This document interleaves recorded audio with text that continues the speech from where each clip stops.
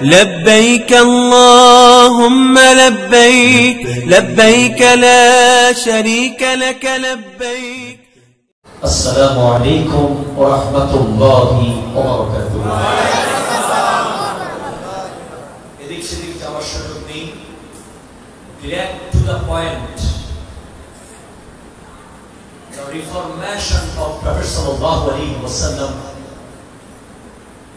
at the time when the Prophet was young subhanallah যখন আমার জানেন जिगर सरकार दो आलम नूर मुजस्सम बायस से कौनो बका सल्लल्लाहु अलैहि वसल्लम जन्नत देने वाला नबी सुभान अल्लाह जहन्नम से बचाने वाला नबी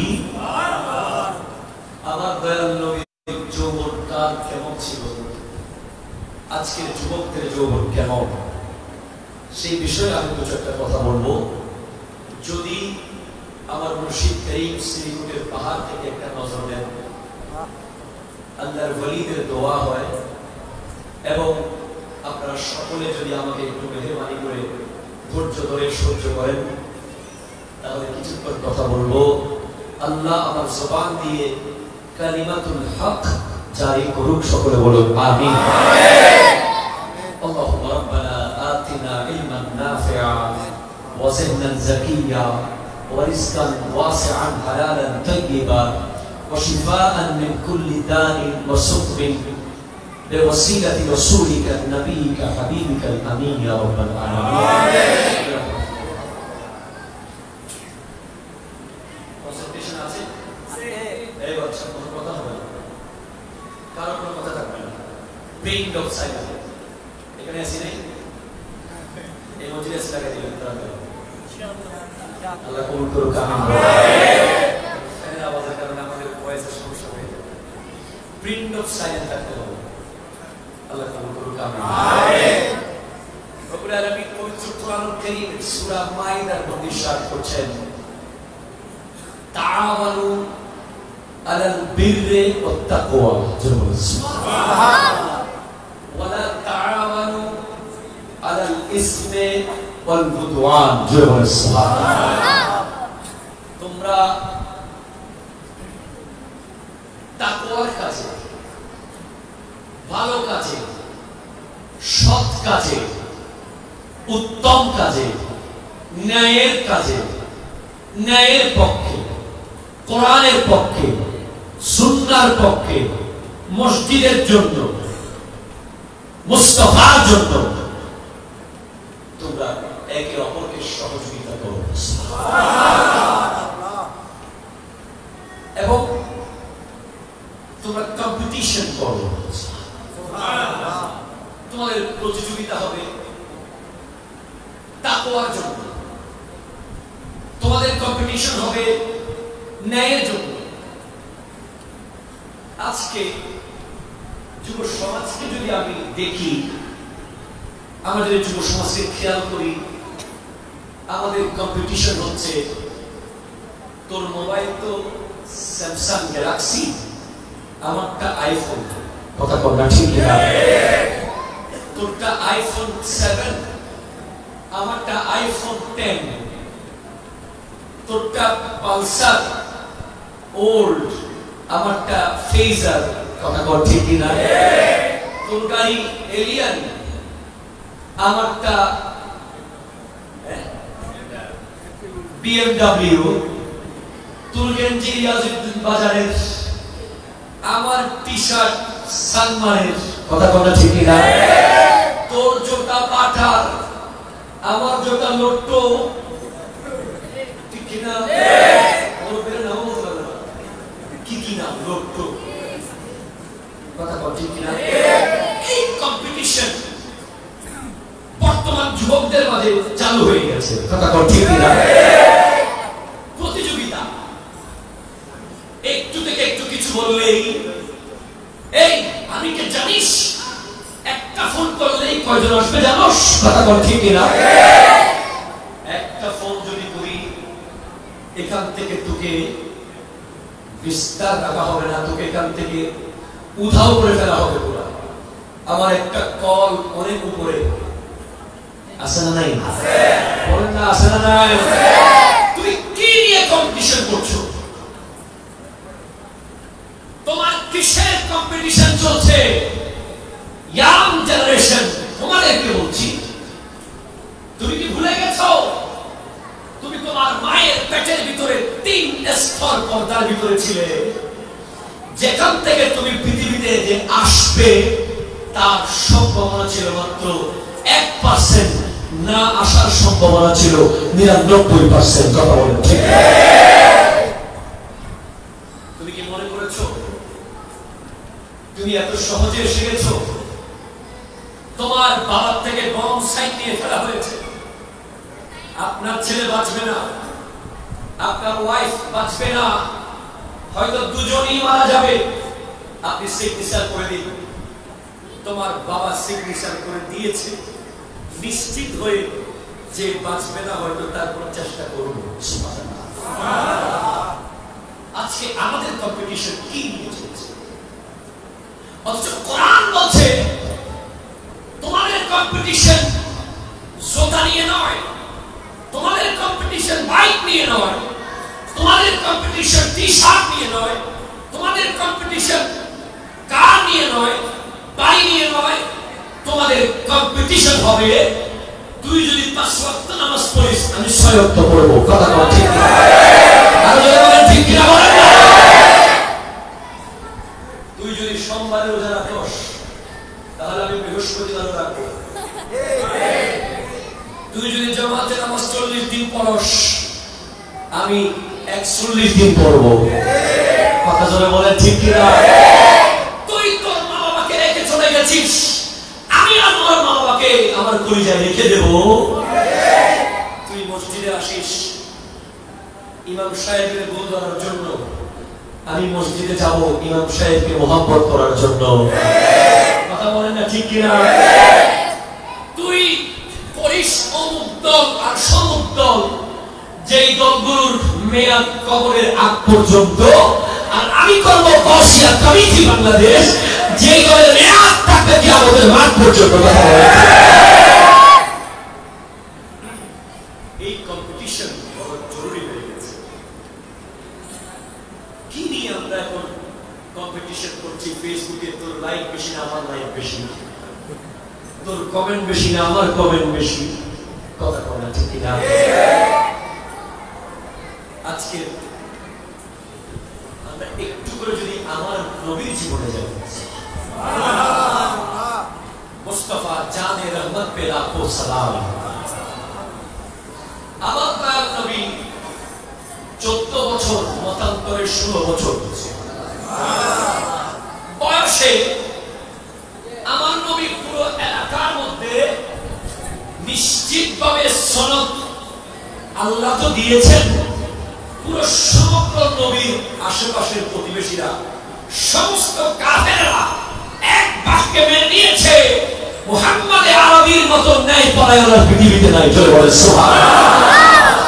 আল্লাহ রাসূলের মতো আদিল সহি, আমার নবীর মতো ন্যায় পরায়ণ, আমার নবীর মতো কর্তব্যনিষ্ঠ, আমার নবীর মতো সত্যবাদী, আমার নবীর মতো নিরহংকার, আমার নবীর মতো একজন নরম তবিয়তে আল আমিন। জোরে বলেন সুবহানাল্লাহ। আমার নবী আমাদের বয়সে যখন ফিজার যুদ্ধ হয়েছিল, পুরো আরব দেশের মধ্যে যখন দুর্ভিক্ষ এসে গিয়েছিল, অসংখ্য মানুষ অনাহারে মারা যাচ্ছিল, তখন আমার নবী হিলফুল ফুজুল গঠন করেছিলেন। যে হিলফুল ফুজুলের কাজ কি ছিল? এলাকার মানুষের ঘরে ঘরে গিয়ে গরিব দুঃখীদের সহায়তা করা। কথা বলেন ঠিক কিনা? গরিব মানুষকে খাবার দিয়ে সহায়তা করা, গরিবদেরকে সকল প্রকারের সর্বপ্রকারের সহযোগিতা করার মাধ্যমে তাদেরকে দুর্ভিক্ষ থেকে মুক্তি দান করা, নিজে না খেয়ে তাদেরকে খাওয়ানো, নিজে না পড়ে তাদেরকে পড়া। এলাকার সমস্ত যুবকদেরকে নিয়ে আমার নবী প্রতিযোগিতা করেছিলেন কে কত বেশি সমাজ সেবা করতে পারে। আল্লাহুম্মা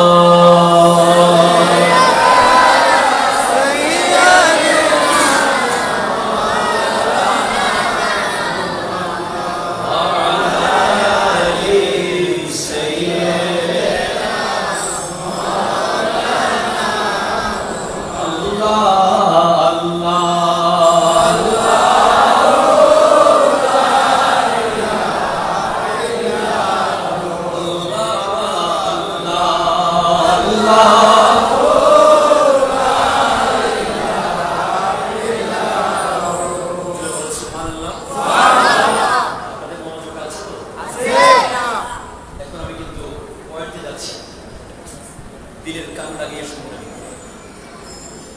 ফ্যানের আওয়াজে জানার অসুবিধা হচ্ছে, এগুলো বন্ধ করে অসুবিধা হবে, বেশি গরম লাগবে আপনাদের?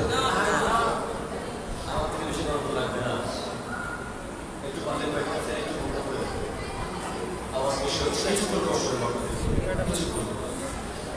আল্লাহ আল্লাহ আল্লাহ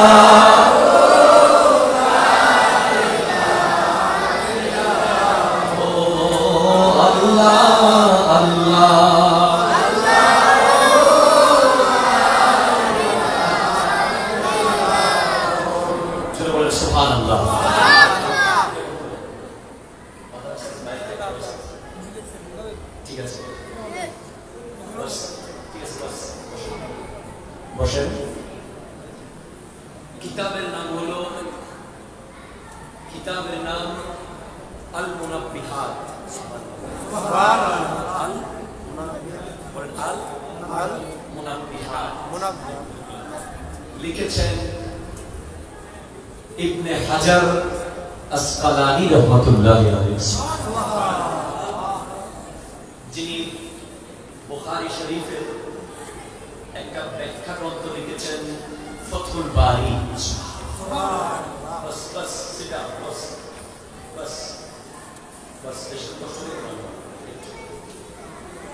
কিতাবের নাম কি বলেন তো? আল মুনাব্বিহাত। আল লিখেছেন ইবনে হাজার আসকালানী রাহমাতুল্লাহি আলাইহি। ওই কিতাবের মধ্যে রাসূল আরবি সাল্লাল্লাহু আলাইহি ওয়াসাল্লাম একটা হাদিস আমার নবী থেকে বর্ণনা করছেন।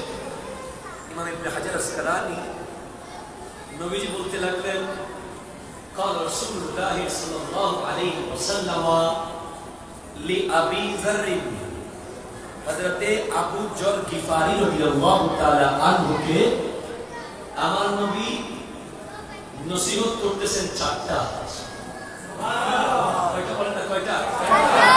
কয়টা নসিহত? চারটা নসিহত। খেয়াল করেন যুবকরা। এক নম্বর হলো আমার নবী বলতে লাগলেন, হে আবু যর, শোনো শোনো, জাদ্দিদিস সাফিনাতা, তোমার নৌকাকে মজবুত করো। সুবহানাল্লাহ। তোমার নৌকাকে মজবুত করো। রাস্তা যখন ভেঙে যায় আমরা কি করি? মেরামত করি। মেরামত করি।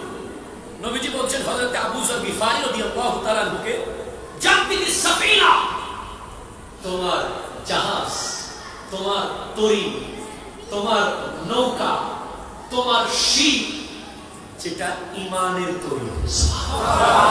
কিসের তরী? ঈমানের। সাগরের তরী, আমাদের যে পণ্যবাহী জাহাজ, সেই তরীর কথা বলেন নাই। এই সফিনা হলো ঈমানের সফিনা। তোমার জাহাজকে মেরামত করো। ইয়া রাসূলুল্লাহ, এটা তো বুঝি নাই। হ্যাঁ, এই জাহাজ দিয়ে তোমাকে এমন একটি সাগর পাড়ি দিতে হবে, যে সাগরটা আটলান্টিক নয়, যেটা প্রশান্ত মহাসাগর নয়, যেটা বঙ্গোপসাগর নয়, যেটা জাহান্নামের আগুনের সাগর।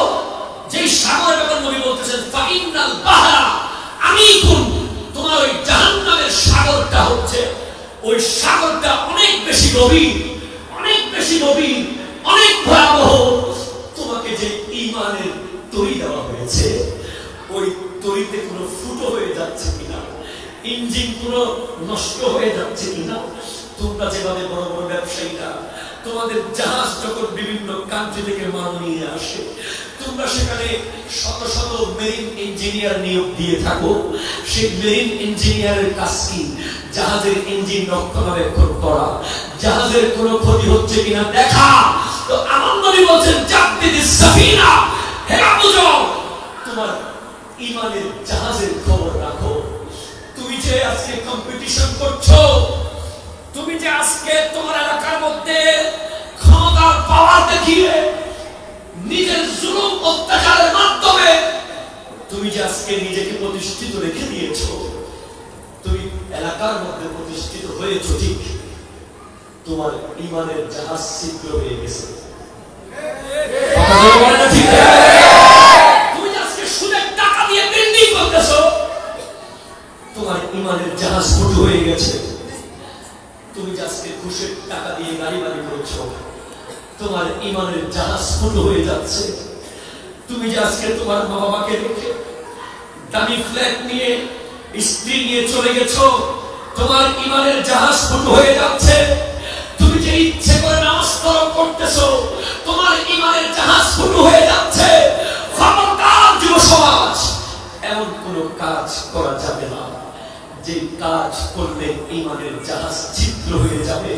কারণ এই জাহাজ দিয়ে যে সাগর পাড়ি দিতে হবে, সেটা সাধারণ কোন সাগর নয়, সেটা হলো ভয়াবহ জাহান্নামের আগুনের সাগর। কথা বলেন ঠিক না? আরো জোরে বলেন ঠিক কিনা? যুবক, তুমি আজকে যে প্যান্ট পরো, জিন্সের প্যান্ট, তুমি আজকে মসজিদে আসার সময় যে ড্রেস আপ নিয়ে আসো, তোমার প্যান্ট এত ভয়াবহ, তুমি যখন রুকুতে যাও তোমার সতর দেখা যায়। ঠিক না? তুমি যখন দাঁড়াও তোমার প্যান্ট দেখা যায়। তুমি মসজিদে আসতেছো জুমার দিন, ইকামতের একেবারে শেষ পর্যায়ে, তুমি কি কারণে সকাল 10টায় আসতে পারলে না? কেন? 7 দিন পর্যন্ত তোমার কি পারিবারিক সামাজিক কাজ শেষ হয় নাই? তুমি শুক্রবারে পর্যন্ত জুমায় আসো, একেবারে যখন ইকামতের শেষ পর্যায়ে চলে যায় দৌড়ে দৌড়ে এসে তুমি মসজিদের মধ্যে কোনো মতে দাঁড়াও। তোমার ঈমানের তৈরির কথা কি তোমার মনে নেই? তুমি কি ভুলে গেছো সেই কথা? তুমি কি দেখো নাই তোমার মতো হাজার হাজার যুবককে কবর খুঁড়ে লাশ দাফন করার সুযোগ হয় নাই?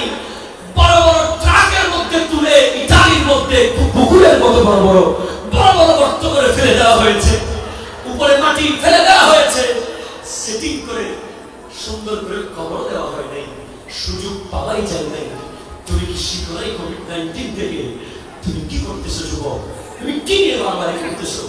খবরদার, জাদ্দিদিস সাফিনা, তোমার ঈমানের নৌকাকে তুমি সংরক্ষণ করো, রক্ষণাবেক্ষণ করো, খবর রাখো। কথা বলেন ঠিক কিনা? বলেন ঠিক কিনা? আমার নবী বলতে লাগলেন 2 নম্বরে, ওয়া খুযিজ যাদা কামিলান। হে আবু জহল, শোনো শোনো, তুমি তোমার সফরের যেই জিনিসগুলো লাগবে, তোমার জন্য ভয়াবহ সফর অপেক্ষা করতেছে। ওই সফর তুমি যখন হজে যাও, বিদেশে যাও, দুবাই যাও, সৌদি আরবে যাও, 1 মাসের সফরে যাও, ঢাকায় যাও, 3 দিনের সফরে যাও, তখন তুমি সাথে 1 সেট কাপড় নাও, 2 সেট কাপড় নাও, 1 সেট স্যান্ডেল নাও, 2 সেট স্যান্ডেল নাও, টাকা নাও, খাবার নাও, সফরের যত যা রাহেনা আছে, পথে তোমার যা কিছু প্রয়োজন পড়বে তুমি সবকিছু নিয়ে থাকো। মনে রেখো, তোমার সামনে যে সফর আসতেছে, এই সফর 1 মাসের সফর নয়, এই সফর 1 বছরের সফর নয়, এই সফর 10 বছরের সফর নয়, এই সফর 1000 কোটি বছরের সফর নয়, এই সফরের কোনো সীমা নাই। তোমাকে বলা হচ্ছে খুযিজ যাদা কামিলান, তোমার সফরের সমস্ত সরঞ্জাম ভালো করে মজবুত করে রেডি করো, রেডি করো। কেননা বলছেন ফাইন্না সাফারা বাঈদুন, তোমার সফর কিন্তু অনেক দূরে, অনেক দূরে। তোমার সফর মাত্র শুরু হবে যখন তোমার লাশ কাঁধের উপরে নিয়ে আল্লাহু রাব্বি মুহাম্মদ নবী সাল্লাল্লাহু আলাইহি ওয়াসাল্লাম বলে যখন কবরস্থানে দেওয়া হবে, তোমার সফর মাত্র শুরু হবে। সেই মুহূর্ত থেকে তোমার সফর আবাদুল আবাদ কিয়ামতের মাঠ পর্যন্ত। কিয়ামতের মাঠে যদি তুমি ঠিকভাবে বিচারের মধ্যে যদি পাশ করতে পেরেছো, তো তোমার সফর হবে চির প্রশান্তির জান্নাত। আর যদি তুমি সেখানে পাশ করতে না পারো, তোমার সফর হবে জাহান্নামের আগুন। যেই সফর অনেক দূরে। খবরদার যুবক, তুমি সফরের জন্য সরঞ্জাম জোগাড় করো। ওই সফরে তোমার কাপড় লাগবে না, ওই সফরে খাবার লাগবে না, ওই সফরে টাকা লাগবে না, ওই সফরে লাগবে মা বাবার দোয়া। কথা বলেন ঠিক কিনা? ওই সফরে লাগবে তোমার 5 ওয়াক্ত নামাজ, ওই সফরে লাগবে তোমার আল্লাহর জিকির, ওই সফরে লাগবে হালাল রুজি, ওই সফরে লাগবে সুদ মুক্ত ঘুষ মুক্ত ইনকাম, ওই সফরে লাগবে মসজিদের খেদমত, ওই সফরে লাগবে প্রতিবেশীর সাক্ষী, ওই সফরে লাগবে তোমার স্ত্রীর সাক্ষী, ওই সফরে লাগবে তোমার এলাকার মানুষের জানাজার নামাজের সাক্ষী। যখন তোমাকে প্রশ্ন করা হবে মানুষটা কেমন ছিল, সমস্ত এলাকাবাসী যখন নির্দ্বিধায় বলে দেবে মানুষটা অনেক ভালো ছিল, তখন মনে রাখবে তোমার সফরের সরঞ্জাম জোগাড় হয়ে গেছে। তুমি কি জানো তুমি কার পিছে ঘুরছো? আজকের যুব সমাজ কোন মেয়ের জন্য পাগল হয়ে গেছে? বিয়ের আগে কিসের গার্লফ্রেন্ড তোমার? কথা বলেন ঠিক কিনা? আরে আমার নবী 25 বছরের যুবক মুহাম্মদ সাল্লাল্লাহু আলাইহি ওয়াসাল্লাম শাদী করেছেন 40 বছরের খাদিজাতুল কুবরাকে। সুবহানাল্লাহ, সুবহানাল্লাহ। আমার নবী 25 বছরের যুবকের দরকার ছিল 25 বছরের যুবতীকে শাদী করার। কথা বলছে তোমাদেরকে প্রমাণ করে দিয়েছে আমার নবী, তোমাদেরকে বুঝিয়ে দিয়ে গেছে, শিখিয়ে দিয়ে গেছে। আমি রাসূলুল্লাহর জীবন দেখো, আমার পৃথিবীর কোন নারীর প্রতি আমার কোনো খেয়াল নাই। বরং যখন আমার যুবতী নারী শাদী করা দরকার, তখন আমি একজন 40 বছরের নারীকে শাদী করে প্রমাণ করে দিলাম মুসলমানের ছেলে কখনো গার্লফ্রেন্ড রাখতে পারে না। কথা বলে ঠিক কিনা? বলে ঠিক কিনা? তোমার কিসের গার্লফ্রেন্ড? বিয়ের আগে তোমার কিসের গার্লফ্রেন্ড? তুমি কি জানো তোমার জন্য গার্লফ্রেন্ড কবর রেডি আছে? আমি বলছি না, কোরআন বলছে। সুবহানাল্লাহ জোরে বলেন না সুবহানাল্লাহ। আল্লাহ বলতে লাগলেন, যারা ঠিকভাবে এই দুনিয়ার মধ্যে কোরআন সুন্নাহ মতে চলবে, যাদের পথ মত হবে কোরআন সুন্নাহ অনুযায়ী, যারা বিয়ের আগে কোন নারীর দিকে খেয়াল করবে না, নারীর কথা চিন্তা করবে না, নারীর কথা ভাববে না, তাদের জন্য বলা হচ্ছে ওয়াকাযালিকা জাওয়াজনাহুম বিহুরিন ঈন। সেই ব্যক্তিরা যারা হাজার হাজার শয়তানি ওয়াসওয়াসার পরেও বিয়ের আগে কোন নারীর দিকে তাকায় নাই, সুবহানাল্লাহ, কোন নারীর খেয়াল করে নাই, যাদের সাথে তার বিয়ে জায়েজ, যাদের সাথে সে অবৈধ সম্পর্ক করা শয়তান চেয়েছিল, সে দূরে রয়েছে আল্লাহর জন্য, তার জন্য বলা হচ্ছে ওয়াকাযালিকা জাওয়াজনাহুম বিহুরিন ঈন। সে কবরে যাওয়ার সাথে সাথে আমার আল্লাহ বড় বড় চোখওয়ালা এমন সুন্দরী হুরের সাথে তার বিয়ে করিয়ে দেবে। সেই হুর এত সুন্দর হবে, সেই হুরের চেহারার দিকে এক নজর তাকানোর সাথে সাথে এক নজরে কিয়ামত চলে আসবে। সুবহানাল্লাহ, আর জোরে বলেন না। যুবক, তুমি কি তোমার নবীর আদর্শ দেখো না? তোমার নবী একজন বিধবা নারী, খাদিজা তাইয়্যিবা তাহেরা জাহেরা, জান্নাতি রমণীদের অন্যতম সর্দারি। সুবহানাল্লাহ। আমার নবীর হাদিস আছে, তানবিহুল গাফিলিন তাজবিন কিতাবের মধ্যে লিখছেন ইমাম আবু লাইস সামারকান্দি রাহমাতুল্লাহি আলাইহি ইন্না ইবনাতি ফাতিমাতা ওয়া উম্মুহা ওয়া মারইয়াম বিনতে ইমরান ওয়া আসিয়া বিনতে মুজাহিমা সাইয়্যিদা নিসাই আহলিল জান্নাহ। সুবহানাল্লাহ।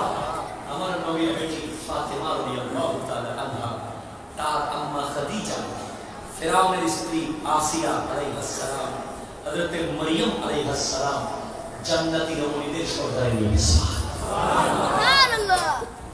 আমার নবী দেখিয়েছেন মুসলমানের সন্তানেরা কোন নারীর উপরে অত্যাচার করতে পারবে না, ঠিক না? একজন বিধবাকে শাদী করে আমার নবী প্রমাণ করে দিয়েছেন বিধবারা অবহেলার পাত্র নয়, ঠিক না? যারা বিধবা হয়ে গেছে তারা ঘৃণা করা যাবে না তাদেরকে। ওই হিন্দু ধর্মের নিয়ম ছিল বিধবাদেরকে আগুনে ফেলে দেওয়া হতো, সতীদাহ প্রথা। আর আমার নবী এক বিধবাকে শাদী করে উম্মাহাতুল মুমিনিনদের অন্তর্ভুক্ত করে পুরো পৃথিবীকে প্রমাণ করে দিয়েছেন কোন নারীকে আগুনে ফেলে দেওয়ার নাম ইসলাম নয়, নারীকে মা বানিয়ে দেওয়ার নাম ইসলাম। ঠিক না? নারীকে বোনের মর্যাদা দেওয়ার নাম ইসলাম, নারীকে স্ত্রীর মর্যাদা দেওয়ার নাম ইসলাম। ঠিক না?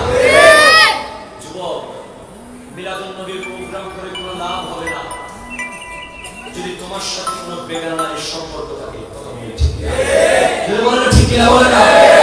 তোমার ফেসবুকে যদি কোনো মেয়ের সাথে তোমার চেকিং হয়, তোমার হোয়াটসঅ্যাপে যদি কোনো বেগানা নারী তোমাকে মেসেজ পাঠায়, তুমি যদি পার্কে গিয়ে, রেস্টুরেন্টে গিয়ে, কলেজে, ইউনিভার্সিটিতে কোনো অবৈধভাবে কোনো নারীর সাথে কথা বলো, দেখা করো, খরচ করো, তোমার এই ইবাদতের কোনো মূল্য নেই। কথা বলেন ঠিক না? যুবক, তুমি ভুলে গেছো।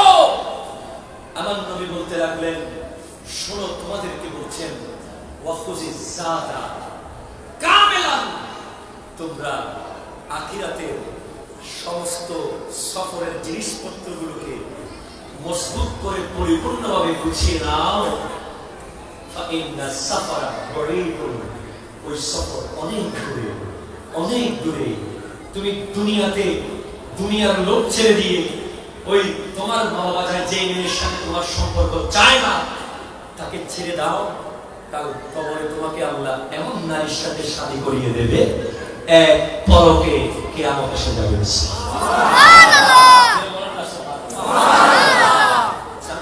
তিন নম্বরে বলছেন, আমার নবী বলতে লাগলেন, যুবক, তোমাদের জন্য হযরত আবু যর গিফারি কে আমার নবী বলছেন, ওয়াহ খাফফিল হামলা, সুবহানাল্লাহ, তোমার বোঝা হালকা করো। বোঝা কি করো? হালকা করো। বোঝা কি করো? হালকা করো। হালকা করো। সাপোজ আপনারা কি বিরক্ত হচ্ছেন না?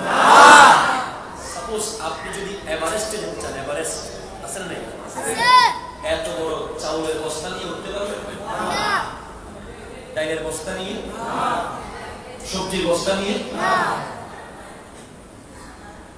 আপনি যদি দুর্গম পাহাড়ের গুহা দিয়ে কোথাও পাড়ি দেন, যত দুর্গম হবে পথ তত বোঝা হবে হালকা। আপনার বোঝা হবে হালকা।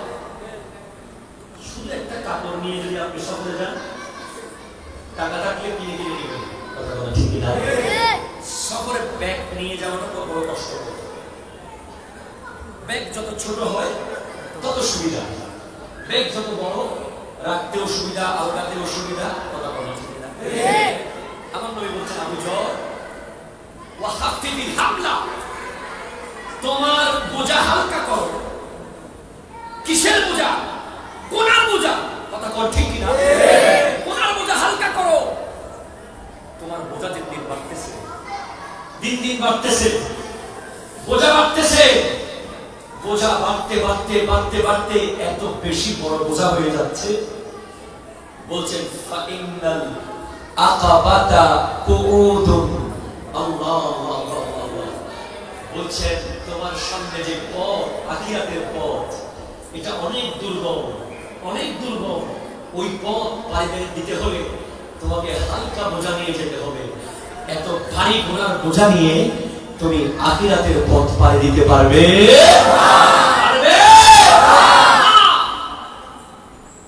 প্রতিটা পরতে পরতে আটকে যাবে। তোমাকে তো দয়া করে আমার নবী সনদ দিয়েছেন, তুমি তো দরখাস্ত দাও নাই, তুমি তো ভর্তি পরীক্ষা দাও নাই, তুমি তো first year, second year, third year, fourth year পরীক্ষা দাও নাই, তুমি কোন ধরনের এক্সামিনেশনে অ্যাটেন্ড না করে তুমি আমার নবীর কাছ থেকে সার্টিফিকেট পেয়ে গেছো। কুনতুম খায়রা উম্মাতিন সুবহানাল্লাহ। সনদ দিয়েছে কে? আল্লাহ। বলেন না কে? আল্লাহ। আমার আল্লাহ তোমাদেরকে দয়া করে সনদ দিয়ে দিয়েছেন। যুবক, তুমি কত কষ্ট করছো একটা এমবিএ সার্টিফিকেটের জন্য, তোমার মাথার ঘাম পায়ে পড়ছে একটা মাস্টার্সের সার্টিফিকেটের জন্য, তোমার খাবার নাই, ঘুম নাই, তোমার মা বাবার চিন্তায় তার রাত কাটে না একটা বিসিএস এর সার্টিফিকেটের জন্য, একটা ব্যাংকারিস হওয়ার জন্য, তোমার সেই আইবিএ তে ভর্তি হওয়ার জন্য কত ভর্তি কোচিং করছো তুমি। অথচ আমার নবী ওসিলায় আল্লাহ তোমাকে বিনা পরিশ্রমে সনদ দিয়ে দিয়েছেন। কুনতুম খায়রা উম্মাতিন উখরিজাত লিন-নাস, তোমরা হচ্ছ শ্রেষ্ঠ উম্মত। জোরে বলেন সুবহানাল্লাহ।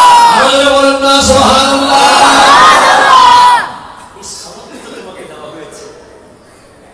এই সনদ তুমি যদি পাশ করে আসো, সনদটা যদি যথাযথভাবে না রাখো আলমারির মধ্যে, ফাইলের মধ্যে, পরের দিন যদি তোমাকে হঠাৎ কোন একটা বড় চাকরিতে ডাকে, তুমি সনদ লেখাতে না পারলে চাকরি হবে না।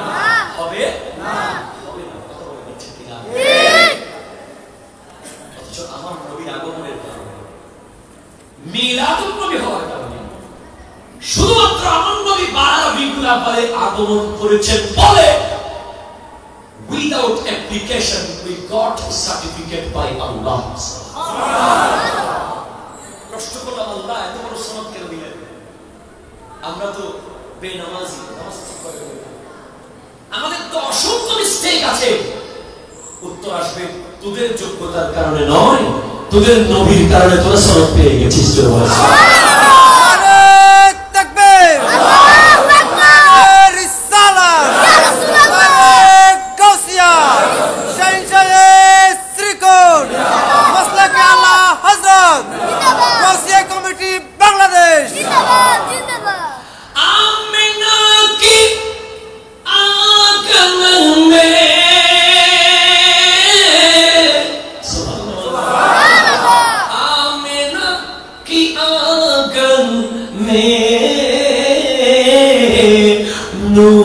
जगमगाया है आमिना की आंगन, आज कौन आया है आमिना की आंगन में, नूर जगमगाया है आमिना की आंगन में।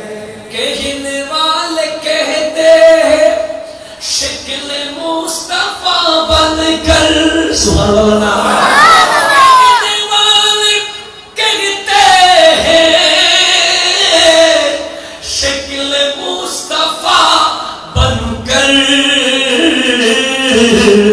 नूर खुदा आया है, नूर खुदा आया है आमिना के आंगन में। सुभान अल्लाह।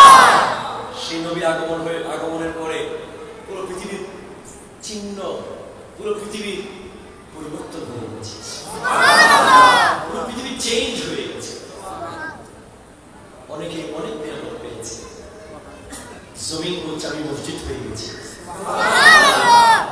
আকাশ বলছে আমার উপরে শয়তান আসা বন্ধ হয়ে গেছে। সুবহানাল্লাহ। সুবহানাল্লাহ বলেন না? সুবহানাল্লাহ। মা হালিমা সাদিয়া রাদিয়াল্লাহু তাআলা বলছেন আমার সমস্ত চারণভূমির ছাগলের বাটের দুধ এসে গেছে। সুবহানাল্লাহ। কাইসার ও কিসরা সাম্রাজ্য ধসে পড়েছে। কথা বলেন ঠিক কিনা? সমগ্র পৃথিবীর রমণীদের পুত্র সন্তান হয়েছে সেই নবীর আগমনের পরে। এই গুনাহগার উম্মতরা আল্লাহর কাছ থেকে সনদ পেয়ে গেছে। এই সনদ ধরে রাখতে হবে কিনা? এই সনদ যদি গুণে এক কোনা খেয়ে ফেলে, এক কোনা যদি খেয়ে ফেলে, এটা আর গ্রহণ হবে না। সনদের যে কোনো একটা কোনা যদি পুড়ে যায়, এটা রিসিভ হবে না। যে কোনো একটা কোনা ছিঁড়ে যায়, এটা রিসিভ হবে না। এই সনদ যেমন আছে তেমন শো করতে হবে। ফটোকপি দিলেও হবে না, মেইন কপি লাগবে। তাহলে বলেন না ঠিক কিনা? এই সনদে যদি তুমি A+ গোল্ডেন A+ পেতে চাও, তাহলে वो काम करेंगे जिससे अल्लाह रसूल राजी हो। सुभान अल्लाह। वो काम नहीं करेंगे जिससे अल्लाह रसूल नाराज हो। কথা বলে ঠিক। যুব সমাজ, আমার অনেক বক্তব্য ইউটিউব ফেসবুকে আপনারা দেখেন। আমি একটা বক্তব্য আপনাদেরকে দিই, আপনারা ভিডিওটা পেয়েছেন রিসেন্টলি। এই যে সিগারেট,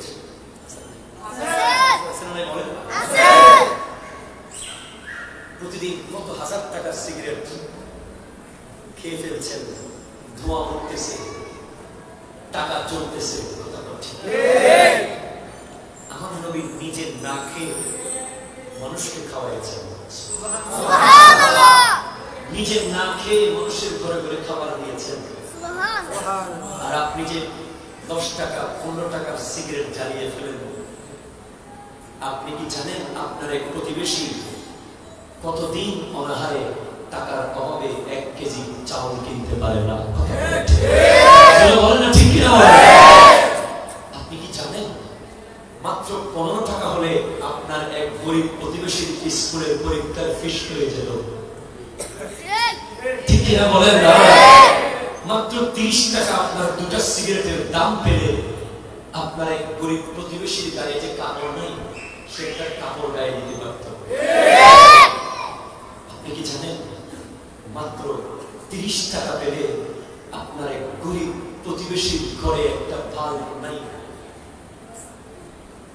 অন্ধকারে বসে থাকে, টাকার অভাবে বাল্ব কিনতে পারছে না।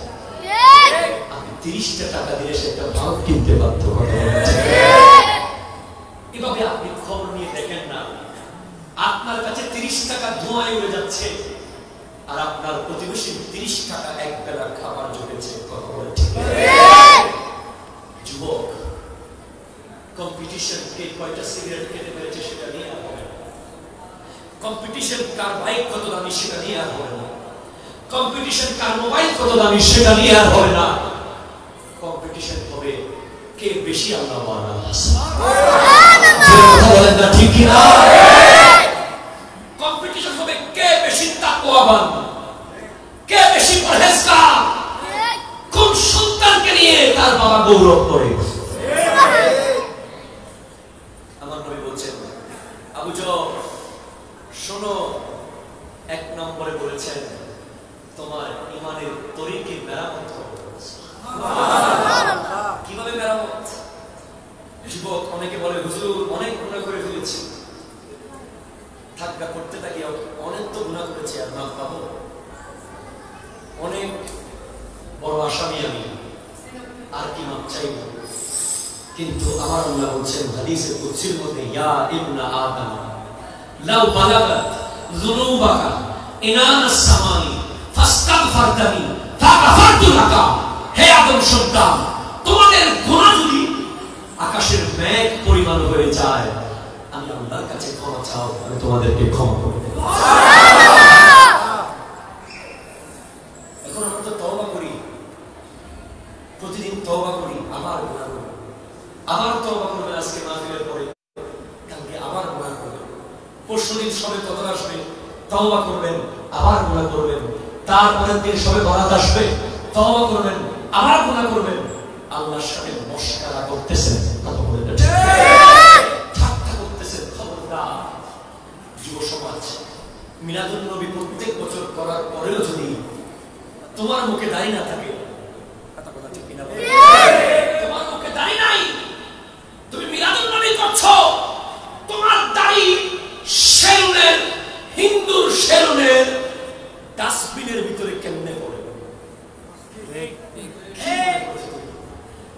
তুমি কি মনে করছো?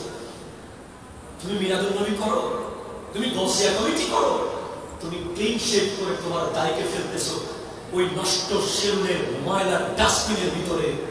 তোমার দাড়ি পড়তেছে তোমার বাথরুমের মধ্যে, তোমার দাড়ি পড়তেছে তোমার বেসিনের মধ্যে। এগুলা কি মনে করেছো? এগুলো হচ্ছে আমার নবী মুস্তাফার সুন্দর। কথা বলেন ঠিক? আল্লাহ বলেন ঠিক কিনা? কিসের ইমানদার তুমি? তুমি কিসের আশিক রাসূল? তোমার ইশকে রাসূল কোথায়? তোমার ইশকে রাসূল বিরিয়ানির ভিতরে। কথা বলেন ঠিক? তুমি সত্যিকারের আশিক রাসূল হলে তোমার মুখে দাড়ি কাটো। যেই চাকরি দাড়ি রাখতে পারে না সেই চাকরিকে লাথি রাখতে হবে। কথা বলেন ঠিক কিনা? অনেকে বলে দাড়ি রাখতে নাকি আমাকে হুজুর ডাকে। তো হুজুর ডাকা কি খারাপ? অনেকে বলে দাড়ি রাখলে আমার এই সমস্যা, আমার ওয়াইফ রাগ করে, আমার গার্লফ্রেন্ড রাগ করে।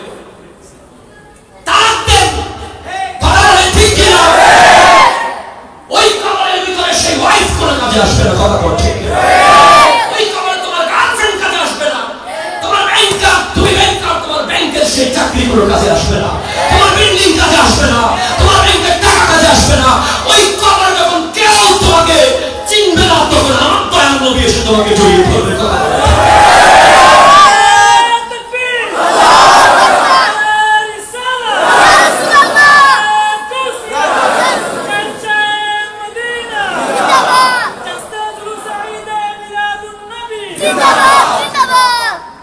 আজকে তোমার কারেন্ট চলে গেলে তুমি লাইট জ্বালিয়ে দিচ্ছ, লাইট চলে গেলে জেনারেটর দিচ্ছ, জেনারেটর চলে গেলে আইপিএস দিচ্ছ। ওই কবরের ভিতরে বিদ্যুৎ নাই, জেনারেটর নাই, আইপিএস নাই, ওই কবরের লাইট হলো তোমার গাড়ি। সুবহানাল্লাহ বলেন না? আমার নবীর এক সাহাবা হযরত তালহা রাদিয়াল্লাহু তাআলা তার ছিল কয়টা? একটা দাড়ি। কত দয়া করেছেন আল্লাহ তাদেরকে, মুখ ভর্তি দাড়ি দিয়েছে। একটা দাড়ি ছিল বলে সেটা কেটে ফেলেছে। নবীর সামনে গেছে, নবী যেদিকে, নবীর দিকে তাকালে আমার নবী ফিরে যায় অন্যদিকে, সেই দিকে গিয়ে সামনে গিয়ে তাকায় আবার অন্যদিকে নবী ফিরে যায়। অথচ তাকে আমার নবী জান্নাতের সুসংবাদ দিয়েছেন। বলে তালহা, ইয়া রাসূলুল্লাহ, আপনি আমার থেকে মুখ ফিরে নিচ্ছেন কেন? বলে তোমার একটা দাড়ি ছিল, সেই একটা দাড়ি করে 70 জন ফেরেশতা খেলা করতে আমি দেখেছি। একটু ভাবেন না, কাট করে কেচে দিয়ে ফেলে দিয়েছেন ফেরেশতা। কোথায় পড়লো?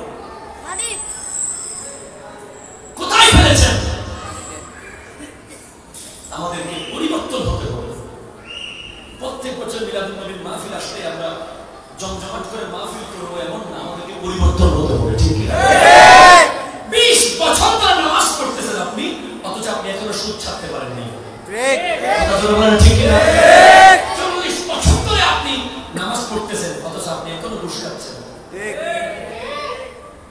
এখনো গীবত ছাড়তে পারেন না। কি করতেছেন আপনি? আপনি কি জানেন না আপনার রূহ কবজ করা হবে?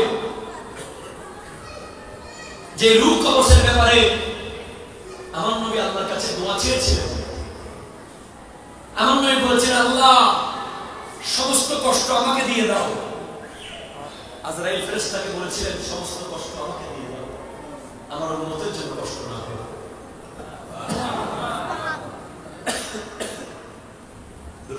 আল্লাহুম্মা সাল্লি আলা সাইয়্যিদিনা।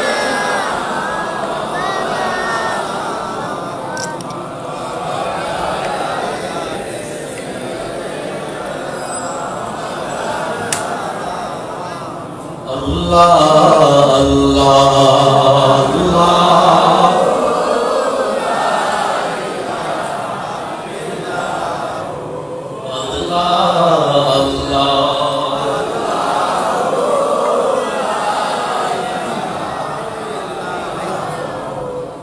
না সুবহানাল্লাহ। দাড়ি রাখবেন তো ইনশাআল্লাহ। মসজিদে বসে পড়ে রাখবেন তো ইনশাআল্লাহ। না ওটা হলো মুসলিম। এটা কোন জায়গা? মসজিদ। এটা জান্নাতের বাগান। সুবহানাল্লাহ। নবীজি বলেন ইজা মারতুম বিয়াজিল জান্নাহ ফাতাউ, যখন তোমরা জান্নাতের বাগানের পাশ দিয়ে যাবে সেখান থেকে খুশবু নিবে। সুবহানাল্লাহ। ইয়া রাসূলুল্লাহ, জান্নাতের বাগান কোনগুলো? নবীজি বলেন আল মাসাজিদ, সমস্ত মসজিদগুলো জান্নাতের বাগান। সুবহানাল্লাহ। আগামী বছর তাই দেখবো তো সবাই ইনশাআল্লাহ। এটা চেঞ্জ হয়ে যাক না। বাংলাদেশে অনেক তো মাহফিল হচ্ছে, এই একটা মাহফিল গৌসে পাকের নামের গৌসিয়া কমিটির মাহফিল।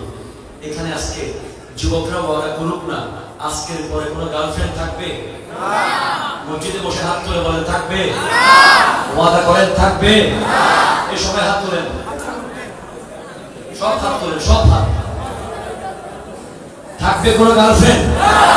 বিয়ের আগে নো গার্লফ্রেন্ড। কথা বলেন ঠিক কিনা? যদি বলেন ঠিক কিনা বলেন। এরপর আবার হাত তোলেন, আবার তোলেন। দাঁড়িয়ে রাখবো তো ইনশাআল্লাহ। ফ্রেন্ডস কাট, নেইমার কাট, মেসি কাট, সুন্নাত কাট। কথা বলেন ঠিক কিনা? যদি বলেন ঠিক কিনা বলেন।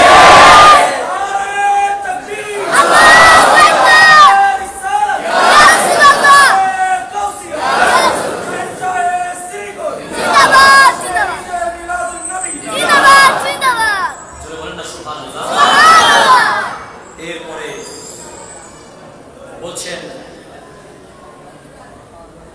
আল্লাহুম্মা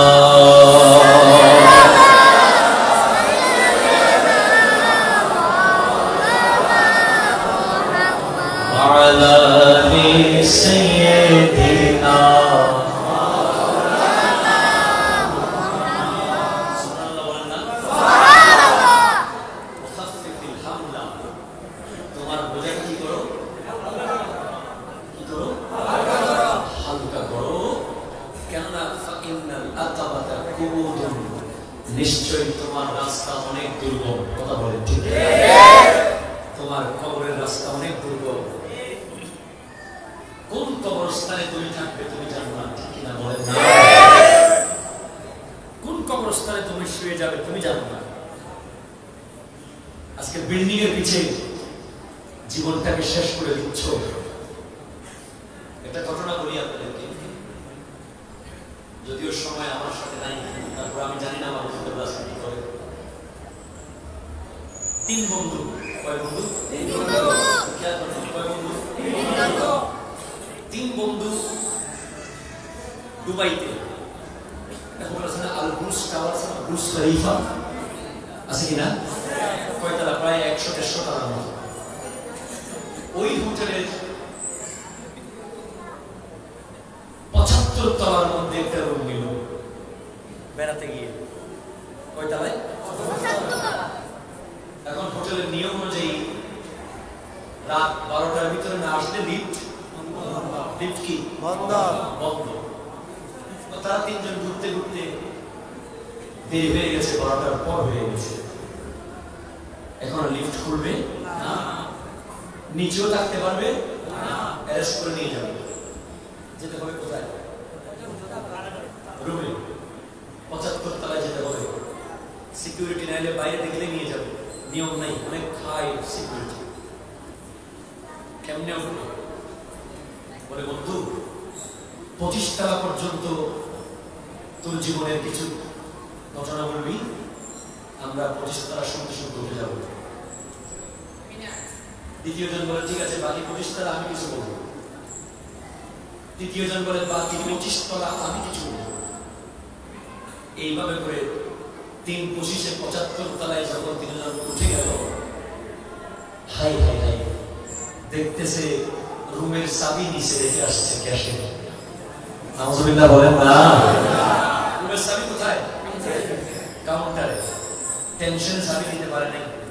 কিসের টেনশন ছিল? বিভিন্ন রকম tension. Same date life is the continuous journey towards the grave. জীবন হচ্ছে কবর পর্যন্ত চলমান ভ্রমণ। তুমি যুবক, তোমার 20 বছর চলে গেছে সার্টিফিকেট অর্জন করতে, ক্লাস 1 থেকে মাস্টার্স পর্যন্ত পাস করতে করতে তোমার 20-22 বছর, 24 বছর শেষ, 25 বছর শেষ। জান্নাতের চাবি খোঁজার টাইম তুমি পাও নাই, কথা বলা ঠিক না? আর 25 বছর চলে গেছে তোমার ব্যবসা বাণিজ্য, চাকরি, বিল্ডিং, গাড়ি, এগুলোর পিছে। জান্নাতের চাবি খোঁজার টাইম তুমি পাও নাই। আর 25 বছর চলে গেছে তোমার ছেলের বিয়ে, মেয়ের বিয়ে, সমাজ সেবা, কথা বলা ঠিক না? 75 বছর পরে যখন তোমার দুয়ারে আইসা পালকি, নাইরি যাও চলো রে চলো, মুখে আল্লাহ রাসূল তবে বলো, দুই কাঁধে দুই লগে তোমার দুইজনা পাহারা, তোমারে একলা থুইয়া পালাইছে তাহারা। তোমার 8 কুঠুরির 9 দরজা বন্ধ এবার হলো রে হলো, মুখে আল্লাহ রাসূল তবে বলো। যখন তুমি খাটের উপরে উঠে গেলে, 75 বছর পরে যখন তুমি কবরে যাচ্ছ, দেখতেছো জান্নাতের চাবি দুনিয়াতে রেখে যাচ্ছ, কথা বলে না ঠিক না? আর কথা বলে ঠিক না? যুবক,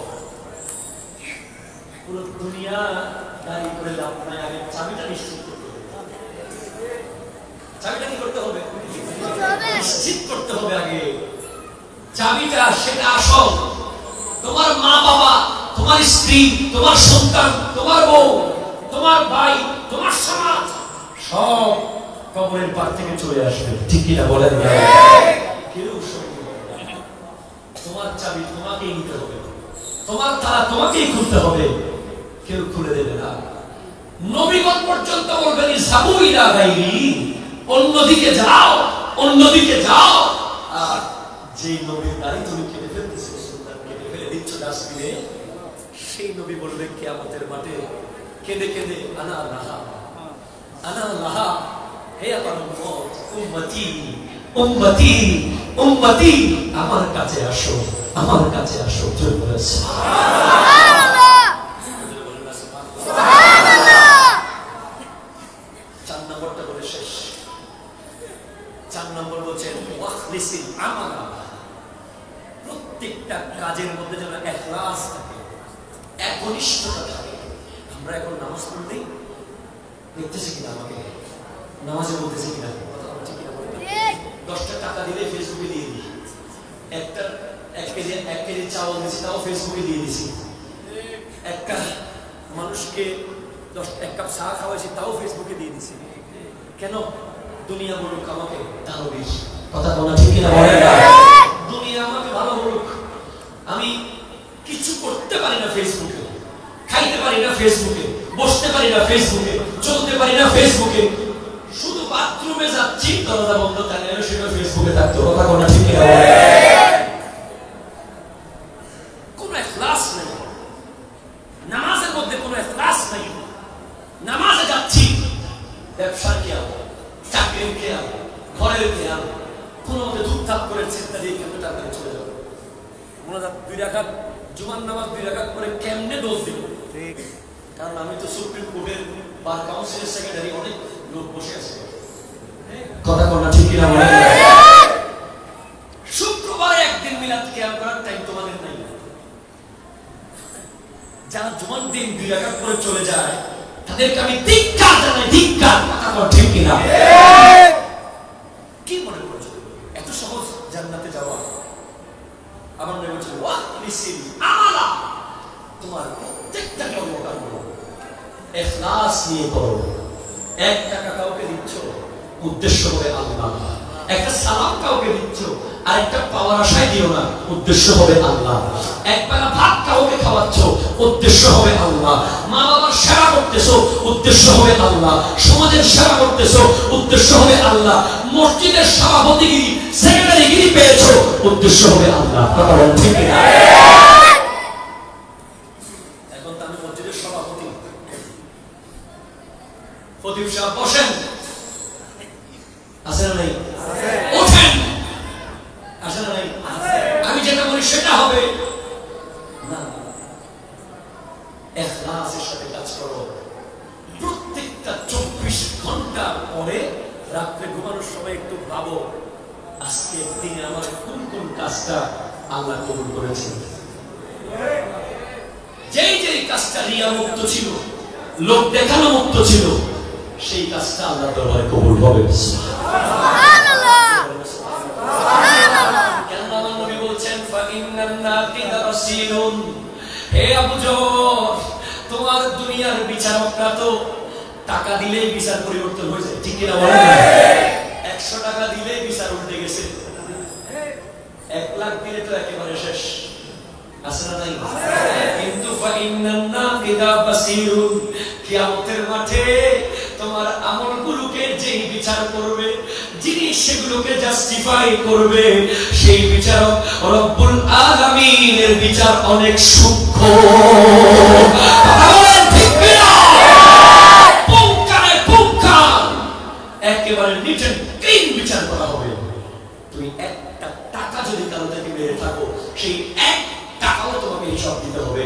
সেখানে ঘুষ দেওয়ার সুযোগ নাই, ঘুষ দেওয়ার সুযোগ নাই, ফোন করার সুযোগ নাই। এই মানুষের আর খেয়াল রাখিস, আছে না নাই?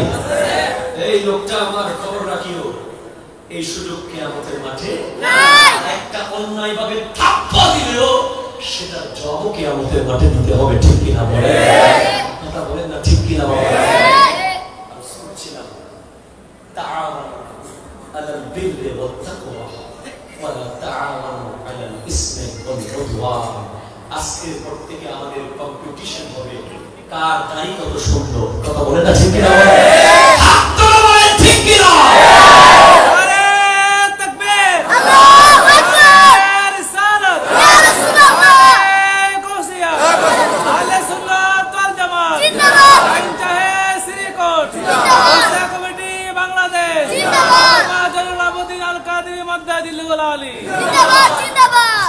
আমাদের সবক হবে every night and every day, just don't forget to say la ilaha illallah, la ilaha illallah, la ilaha illallah।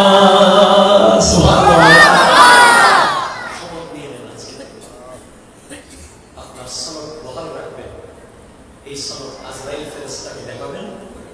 দেখবেন জান কবজ করে কলসি থেকে পানি যেমন বের হচ্ছে। সুবহানাল্লাহ। মুনকার নাকিরকে দেখাবেন, জবাব আপনাকে দিতে হবে না, জবাব দিবে আমার নবী। সুবহানাল্লাহ।